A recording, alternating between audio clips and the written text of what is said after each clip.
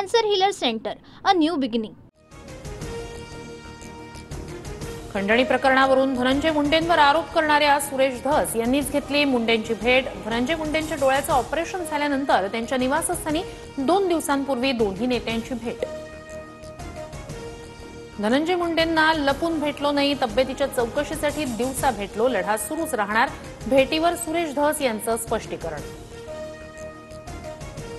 सुरेश धस, धनंजय मुंडे आणि मी 4.5 तास सोबत होतो. मतभेद असतील तर दूर करा असं सांगितलं. धस मुंडेंच्या दुसऱ्या भेटीची माहिती बावनकुळेंनी दिली. 15 ते 20 दिवसांपूर्वी चंद्रशेखर बावनकुळे यांनी जेवणासाठी बोलावलं होतं. त्या ठिकाणी धनंजय मुंडे अचानक आले. आमच्यात अर्धा तास चर्चा झाली. माघार घेणार नसल्याचं सांगितलं. सुरेश धसांकडून दुसऱ्या भेटीवरही स्पष्टीकरण. समाजानं सुरेश धस यांच्यावर विश्वास दाखवला होता, मात्र सत्तेच्या आहारी जाऊन धस यांच्याकडून दगाफटका होईल अशी अपेक्षा नव्हती. मुंडे धस भेट महाराष्ट्रासाठी दुर्दैवी, मनोज जरांगेंची टीका. राजकीय सेटिंग पाहून किळस येते. सुरेश धस आणि धनंजय मुंडेंच्या भेटीनंतर अंजली दमानी यांची प्रतिक्रिया. धनंजय मुंडेंची भेट घेतल्याची बातमी कोणी लीक केली? काही लोकांवर शंका, मात्र आज कुणावरही बोलणार नाही, सुरेश धस यांचं वक्तव्य. अजित पवारांकडून पुन्हा धनंजय मुंडेंची पाठराखण. मुंडे दोषी ठरत नाहीत तोवर कारवाई नाही. देवगिरीवरील बैठकीत दादांची ठाम भूमिका, सूत्रांची माहिती. 73 कोटींच्या घोटाळ्याच्या आरोपानंतर परळी मतदारसंघात रात्रीच रस्ते बनतायत, भाजप आमदार सुरेश धस यांचा दावा. अजित पवारांनी मला वेळ नाकारली नाही, मीच अजित पवारांकडे वेळ मागितली नव्हती, सुरेश धस यांच्याकडून स्पष्ट. हल्ली भिकारी सुद्धा 1 रुपया घेत नाही, पण आम्ही शेतकऱ्यांना 1 रुपयात पीक विमा दिला, मात्र काही लोकांनी त्याचाही गैरफायदा घेतला. कृषी मंत्री माणिकराव कोकाटे यांचं वादग्रस्त वक्तव्य. शेतकऱ्यांबद्दलचं कृषी मंत्र्यांचं वक्तव्य ऐकलं नाही, मात्र कृषी मंत्री बोलले असतील तर मी दिलगिरी व्यक्त करतो. मंत्री नरहरी झिरवाळ यांच्याकडून दिलगिरी व्यक्त.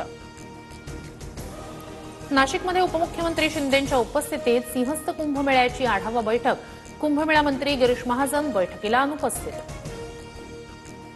नाशिक दौऱ्यावेळी उपमुख्यमंत्री शिंदेंच्या सुरक्षेत चूक. हेलिपॅडवर ड्रोन उडवणाऱ्याला पोलिसांनी ताब्यात घेतलं. विनापरवानगी ड्रोन उडवल्याप्रकरणी एकाला ताब्यात घेतलं. राज्यातील मोठ्या प्रकल्पांकडे उपमुख्यमंत्री शिंदेही लक्ष ठेवणार. फडणवीसांच्या वॉर रूम शेजारी आता शिंदेंचा समन्वय कक्ष असणार, सूत्रांची माहिती. ठाकरेंची संघटना सध्या व्हेंटिलेटरवर, बुडत्या जहाजात बसायला कुणीही तयार नाही. रावसाहेब दानवे यांची उद्धव ठाकरेंवर टीका. महाकुंभमेळ्यात मुख्यमंत्री फडणवीसांचं सहकुटुंब स्नान. प्रयागराज येथे मुख्यमंत्री फडणवीसांनी सपत्नीक आरती देखील केली. तुळजापूरच्या भवानी मातेचं मंदिर राज्य संरक्षित इमारत म्हणून घोषित. मंदिराच्या स्ट्रक्चरल ऑडिट रिपोर्टनुसार कामाची पुढील दिशा निश्चित केली जाणार. आरबीआयची मुंबईतील न्यू इंडिया कोऑपरेटिव्ह बँकेवर कारवाई. बँकेतील बहुतांश व्यवहारांवर निर्बंध. ठेवीदारांना ठेवी काढण्यासही मनाई. सिडकोच्या 26,000 घरांसाठी उद्या सोडत. ईडब्ल्यूएस प्रवर्गासाठी 25 लाख तर अल्पोत्पन्न गटातील अर्जदारांसाठी 97 लाख रुपयांपर्यंत घराची किंमत. 22,000 घरांसाठी अर्ज आल्याची माहिती. केंद्रीय गृहमंत्री अमित शहा 22 फेब्रुवारीला महाराष्ट्र दौऱ्यावर. पुण्यातील प्रधानमंत्री घरकुल योजनेच्या कार्यक्रमाला हजेरी लावणार.